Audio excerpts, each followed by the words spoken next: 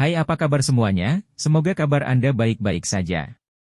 Terima kasih karena sudah memberikan support dan juga kesetiaan Anda untuk membangun channel Codot Film. Yuk kita lanjutkan alur ceritanya, sambil siapin kopi dan cemilan, setting suara volume full. Gasken. Kemunculan tiba-tiba dari kehadiran Dou Huang.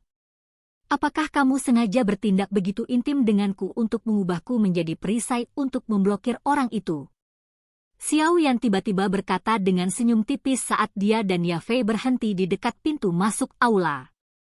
Maafkan aku, setelah niatnya diekspos oleh Xiao Yan, wajah cantik Yafei menjadi merah cerah saat dia dengan lembut meminta maaf. Aku benar-benar menjadi takut diganggu. Dia tidak akan pergi ketika dia dipukuli, dia tidak akan mendengarkan ketika saya menguliahi dia, jadi saya hanya bisa melakukannya dengan cara ini. Kamu tidak marah, kan? Yafei memandang Xiao Yan dan bertanya dengan takut-takut.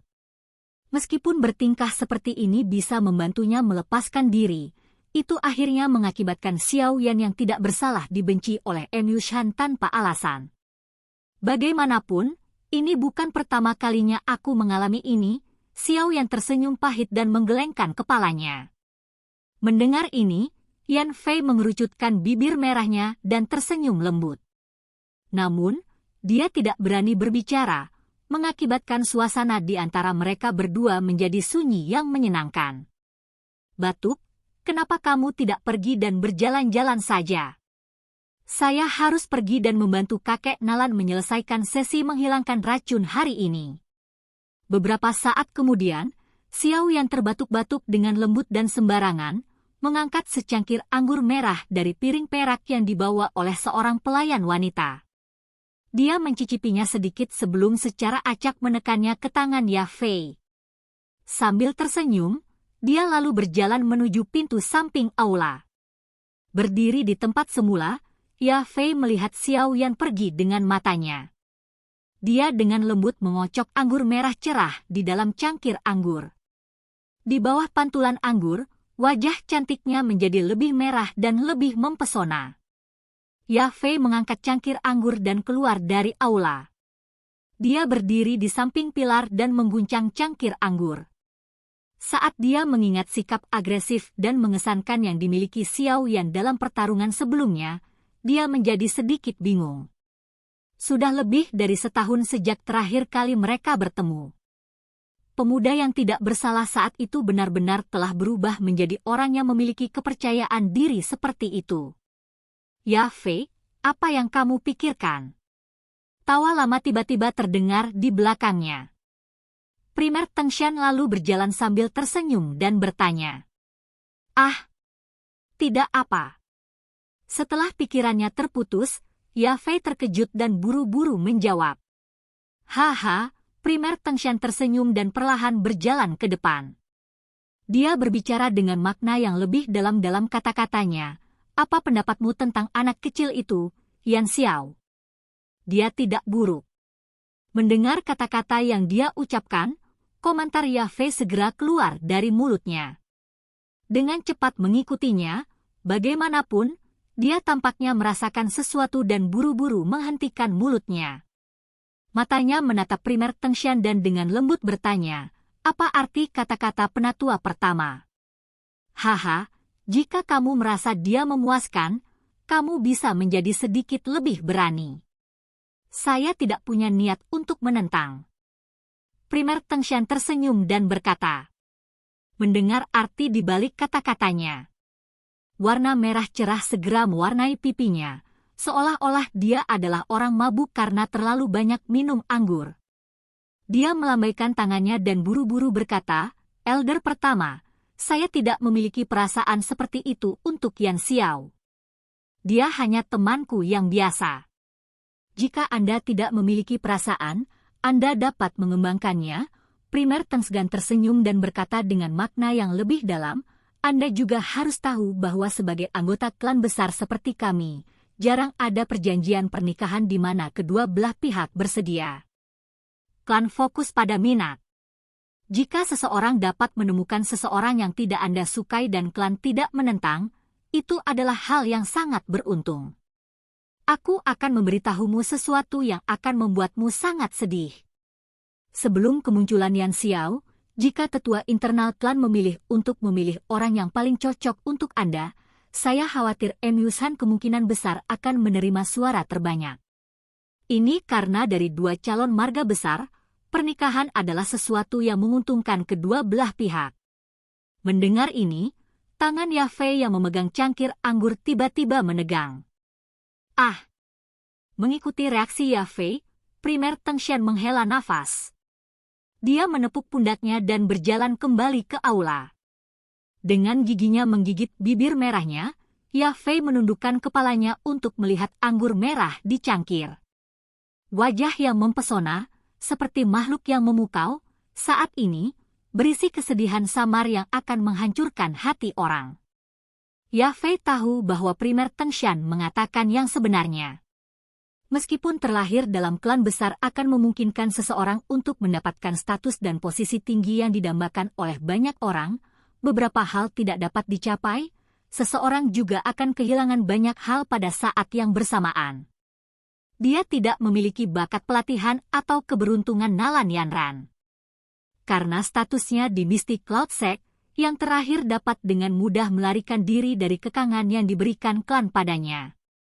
Karena itu saat itu, dia tidak memiliki rasa takut saat pergi ke klan Xiao untuk membatalkan pertunangan. Yafei juga tahu bahwa dia tidak memiliki kemampuan seperti itu. Yafei mengaitkan tangannya di depan dadanya. Dia dengan lembut duduk di tangga batu. Angin malam datang satu gelombang demi gelombang, menyebabkan hatinya terasa sedikit dingin. Dia mengangkat kepalanya dan menatap bulan cerah di langit. Beberapa saat kemudian, mata memikat Yafei tiba-tiba sedikit menekuk, seperti mata rubah, menunjukkan kelihayan dan godaan. Jika aku tidak ingin dikendalikan oleh klan maka, aku hanya bisa mengendalikan klan, Yafei berbisik lembut saat matanya yang cantik menatap anggur merah di cangkir. Di dalamnya, pantulan yang mempesona dan bergerak tampaknya diam-diam memiliki sesuatu yang berubah sejak saat itu. Saya tidak memiliki bakat pelatihan seperti Nalan Yanran tetapi klan primer adalah klan bisnis. Dengan kemampuanku, mencapai posisi orang yang bertanggung jawab tampaknya tidak terlalu sulit. Jari lembutnya menyentuhkan ke cangkir anggur. Suara jernih yang menggema. Mampu menjadi penanggung jawab markas rumah lelang primer pada usia seperti itu, bakat Yafei dalam bisnis dan manajemen sumber daya manusia adalah sesuatu yang tidak dapat diragukan lagi.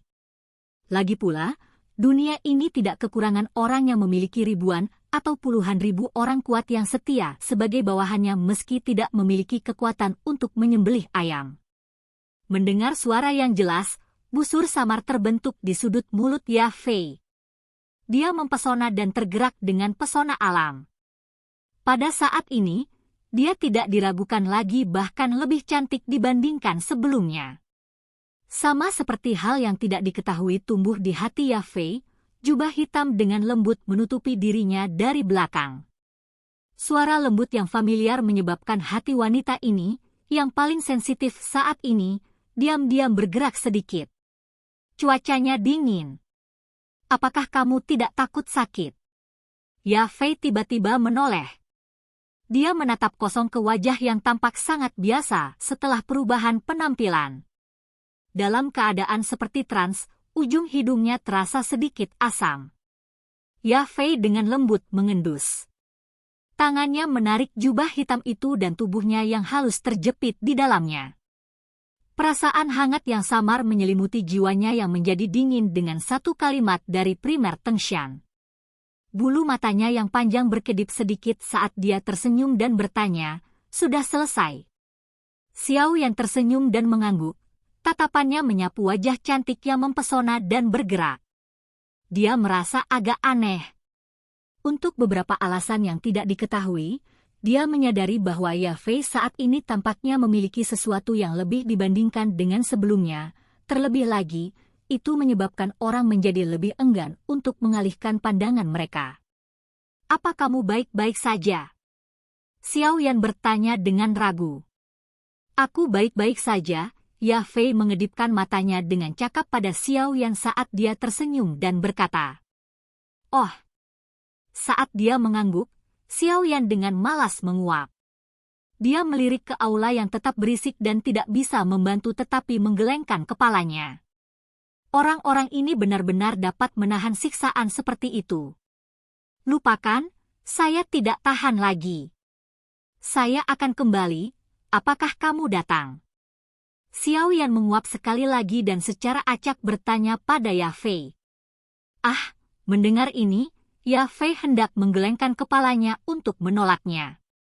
Namun, ketika tangannya dengan lembut membelai jubah hitam di tubuhnya, dia ragu-ragu sejenak sebelum menganggukkan kepalanya dan setuju. Ya Fei berdiri. Keduanya baru saja berencana untuk pergi ketika ekspresi Xiao Yan yang agak lelah tiba-tiba berubah. Dia segera menoleh dan menatap ke arah barat laut, ibu kota. Ada dua kehadiran menakutkan yang tiba-tiba melesat ke langit. "Hai Bodong! Orang tua ini telah hilang selama 2 hari. Mengapa dia berkelahi dengan seseorang?" Dari ki orang lain, tampaknya kekuatannya tidak lebih rendah dari Hai Bodong. Setelah bertarung bersama Hai Bodong, Xiao Yan cukup akrab dengan ki-nya. Segera, dia berhasil mengidentifikasinya. Alasan ekspresinya berubah lebih jauh adalah karena ada kehadiran menakutkan lain yang tidak lebih lemah dari Hai Bodong. Selama waktu Xiao Yan bergumam, dua sosok tiba-tiba keluar dari dalam aula. Keduanya yang segera muncul di depan Xiao Yan adalah Nalan Jie dan Primer Tengshan yang merasakan sesuatu yang sama. Di belakang Nalan Jie, Yusan, Nalan Yanran dan yang lainnya juga keluar. Ekspresi mereka dipenuhi dengan keterkejutan saat mereka memandang ke arah barat laut. "Do Huang?" Ekspresi Nalan Jie dan Primer Tengshan dipenuhi dengan keseriusan saat mereka saling memandang. Mendengar suara Nalan Jie dan Primer Tengshan, wajah Nalan Yanran dan yang lainnya menjadi terkejut. "Do Huang?" Orang-orang pada level itu pada dasarnya berada di puncak kekaisaran. Tidak disangka akan ada dua dari mereka yang tiba-tiba muncul. "Ayo pergi dan lihat." Nalan Jie dan Primer Tengshan secara spontan terangkat ke langit. Dua pasang sayap Do Qi yang cantik dengan cepat diaglomerasi di belakangnya. Setelah itu, mereka berubah menjadi dua cahaya yang mengalir dan dengan cepat terbang menuju tempat aura itu muncul. Mereka tidak bisa membantu tetapi dengan hati-hati menangani masalah ini di mana orang-orang kuat dari kelas seperti itu tiba-tiba muncul di kota kekaisaran. "Hehe, ayo kita pergi dan melihat-lihat." "Do Huang." Wajah Yusan mengeluarkan panas fanatik saat dia melihat tempat di mana Nalan Jie dan Primer Tengshan menghilang. Kakinya menginjak tanah dan tubuhnya dengan cepat melesat ke atap. Segera, dia menjadi seperti belalang saat dia mulai melompat dan menerjang atap gedung. Di belakangnya, Nalan Yanran, Liu Ling, dan yang lainnya menunjukkan kekuatan besar masing-masing dan mengikuti dari dekat.